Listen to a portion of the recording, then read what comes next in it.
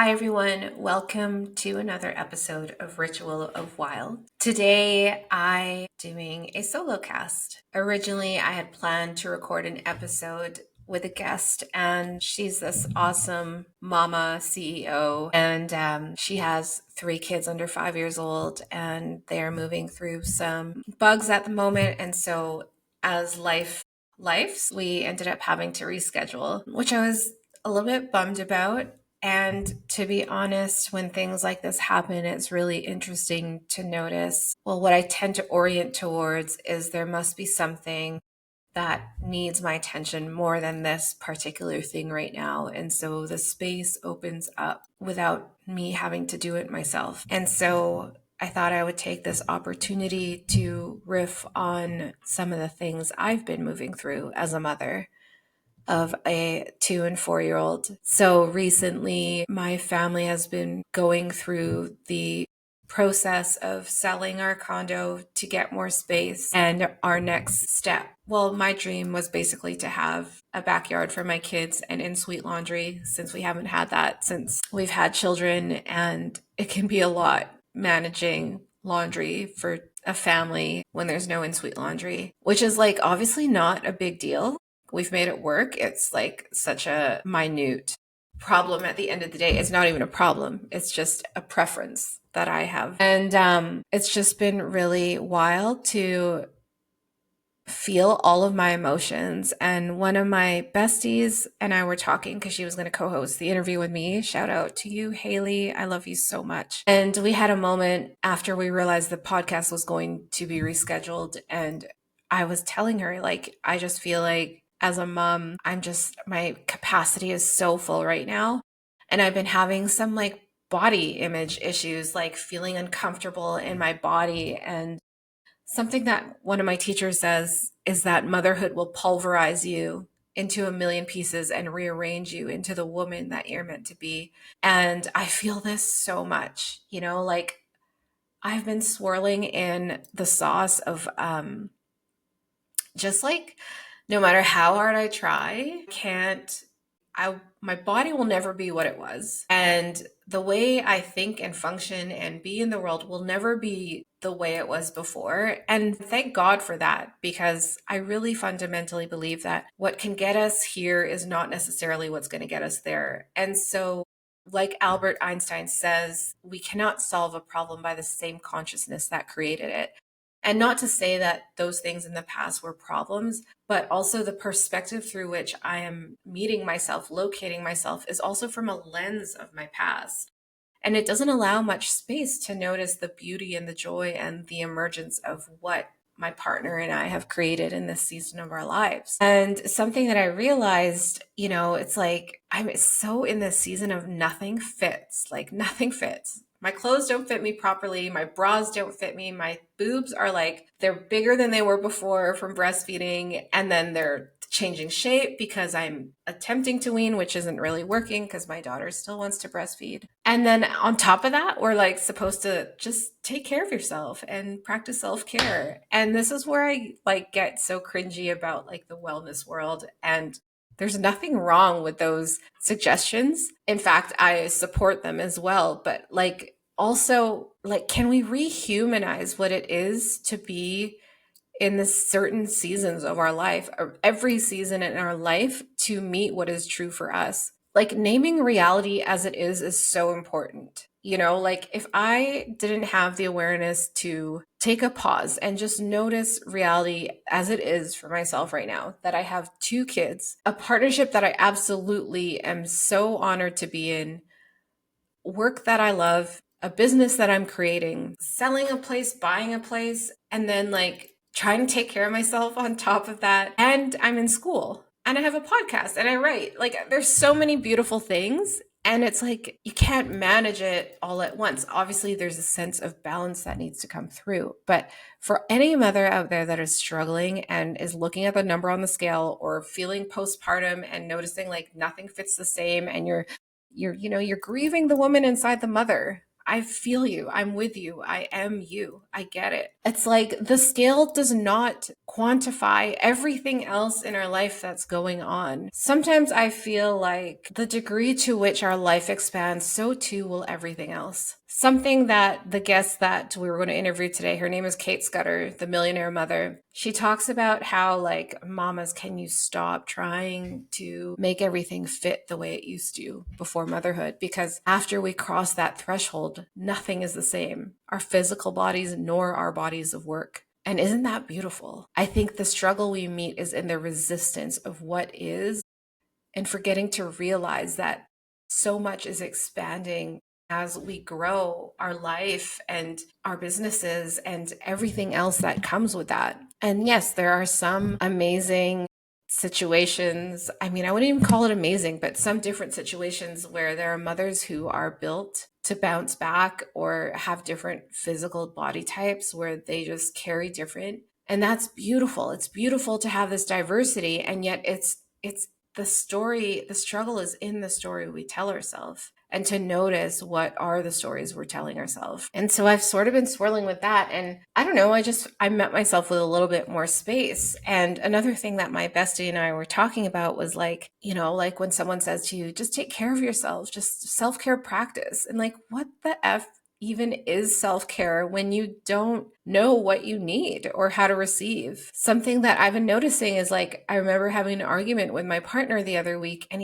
he was like, what do you need? Like, what do you want? And I'm like, I fucking don't know. And in that moment, I was like, I don't know what's wrong with me. I just don't know. You think it would be so easy to know what you need or want. And yet when you're oriented towards little people like your babies and your partnership and your work and your business and all these things, we forget to turn towards ourselves. And when we forget to turn towards ourselves, it's so easy not to know what we want or what we need even. We're so busy providing that for everyone else. And so it's just been really interesting to notice like where in my life I've been over consuming, like doom scrolling to the max after my kids go to sleep, and noticing like, how is this giving me something maybe artificial in the moment right now? Because who is doom scrolling even good for? But what is this giving me that I am not receiving or do not know how to receive in another way? And like for me, it's just like I'm checking out there. It feels spacious. I'm not like having to tend to anyone else right now. And so the phone is giving me like some artificial sense of dopamine, and at the same time, like screwing up my sleep because I'm looking at this artificial light, and it's not authentic fulfillment. And you could replace doom scrolling with anything, whether it's like just noticing where there's tension or a habit in your life wherein you feel like without it, what would you meet on the other side of it? Or without it, you might feel off, or what else might you do in that space? I mean, if I didn't doom scroll, I could sleep, or I could read a book, or I could write.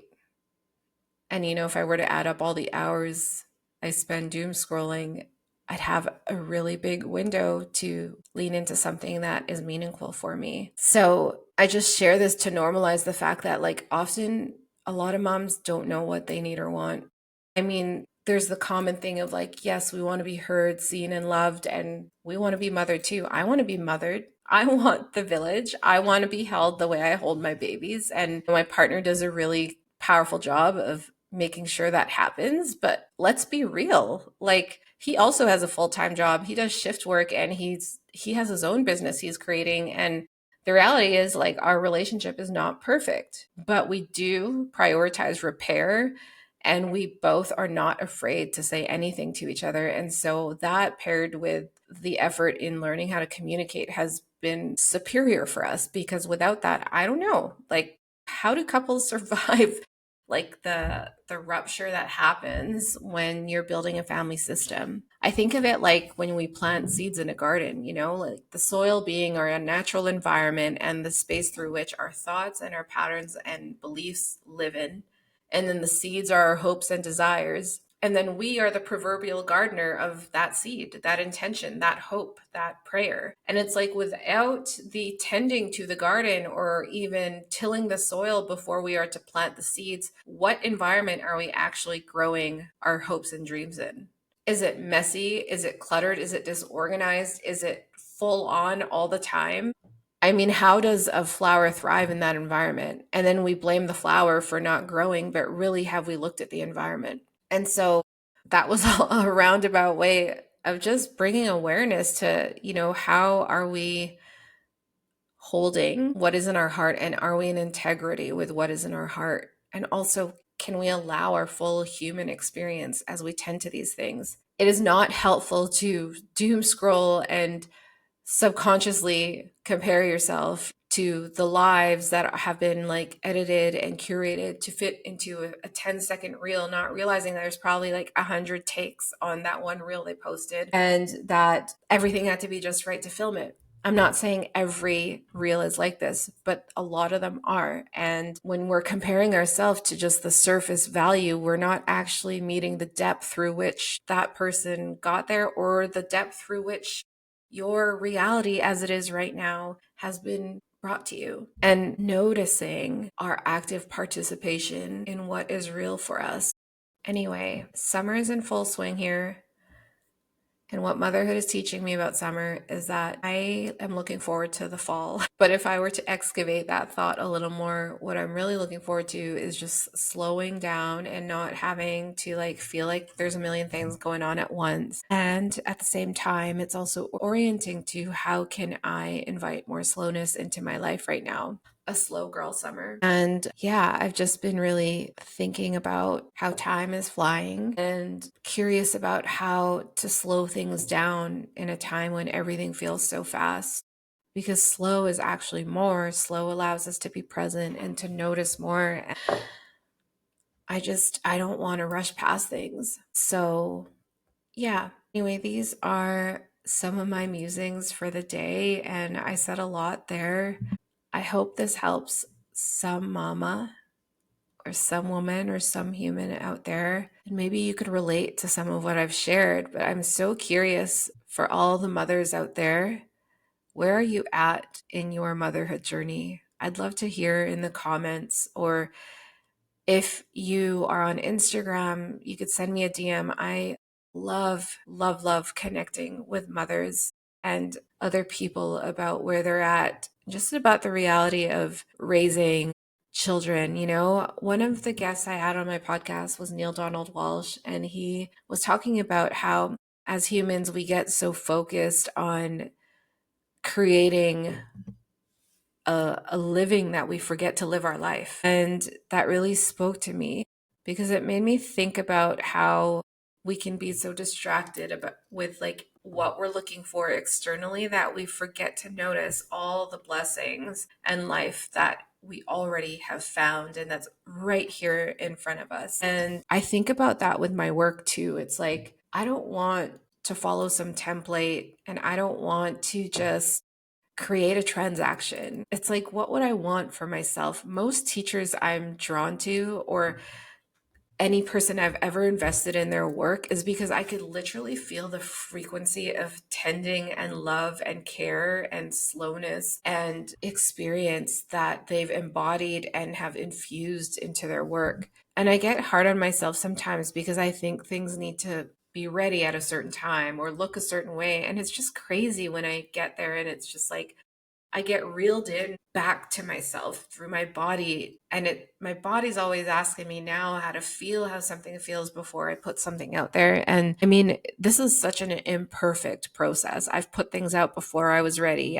Someone commented on my Neil Donald Walsh podcast episode on YouTube that there was a caption flaw at a certain timestamp in the conversation. And it's like, I think the lesson here is the more you open your heart to the world, the more you are in your truth, the more you imperfectly express, someone's always going to point something out wrong to you, whether it's someone out there or it's your own inner critic. And the thing is like, what if you could take all of those voices, including your own, and just allow it to be there and not need to eradicate it, but just let it be there and notice at the root of it what is beneath it. maybe it's a sense of wanting it to be perfect before it's out there, or maybe it's a sense of wanting to belong. So if you go even deeper than that, maybe it's connected with love for self, wanting to belong or wanting to be loved and wanting to not fail or let people down, including yourself. And the thing about that is, it's never going to be perfect. You're not going to be for everybody. And if we just allowed all of that to be there, then it loses its charge. And then ultimately they begin to pale in comparison to the service in which you want to be in service to, or the calling, the deeper call through which the expression of your gifts really want to be expressed. And I think now more than ever, something that Jane Hardwick Collins, I was at Autumn Harvest workshop with her on Sunday. She's such a powerful, beautiful, crone, witchy, shamanic woman. And she talked about perimenopause and menopause and just the inner seasons of our life. But she says now more than ever, it's so important to listen with the ears of the heart, to remember with the power within, and just notice what you're noticing, because it is so powerful to notice it in the moment instead of bypassing it or trying to numb it out. And I don't say this for anyone to feel guilty or judged about their choices, because I trust that whatever choice you're making, you are truly making it from the best possible place for what you know in that moment. But it's also like, is there some space for you to be present with what you're doing, whatever that is, and to just feel how that is received in this vessel of a body that is the only one we get through this lifetime and will carry everything we will not consciously look at. Our bodies are so wise. And so it would have been easy for me to not record this and just go back to my day. And in a way, it was a minor pattern interruption in which it was an opportunity for me to practice using my voice and to share what's on my mind as an expression of what my body is holding as I navigate everything that we're moving through. And if you've made it to the end of this, I'm so happy that you're here. And if there's something that is alive in your heart that you want to create and put out there, gosh, the world really needs it right now more than ever. And I believe the systems through which you honor that are connected with your truth are the systems that will be the foundation and blueprint for a world that will evolve heart forward. There's so much happening in the world right now. And, in the honor of the late Andrea Gibson, beautiful poet and writer that just passed, she said something about her heart dying with stretch marks, or her heart, in the end, her heart had stretch marks. And I just love that so much, because it's like, how open can your heart be, so too in the face of everything that makes you feel like you want to close it? How open can you be to life, even when it isn't according to what you had planned? How open can your heart be in the face of something you desire, and yet reality as it is right now is not showing you the results you want in the time you want them to be here? Might there be a little bit of space for faith, a change of direction, plan, a course and flow that your heart does not identify with logic, but rather beyond the frequencies through which our senses are allowing us to know right now? How open can your heart be in trusting the unknown and the void where all the magic happens? My heart is so open. I'm so grateful for my voice, for my ancestors, for my parents, for my family, for you watching this, and for the opportunity that we are each gifted to be present with what is. And so as I close out this episode, I just want to take a pause to honor you for being here. I'd love to hear your story. And if you want to share in the comments or reach out to me on Instagram, I would be truly honored to hear you and witness you. Have the most beautiful day, and I hope you're enjoying summer if you are in the Pacific Northwest where I am, and wherever you are in the world, I hope you are having a good day.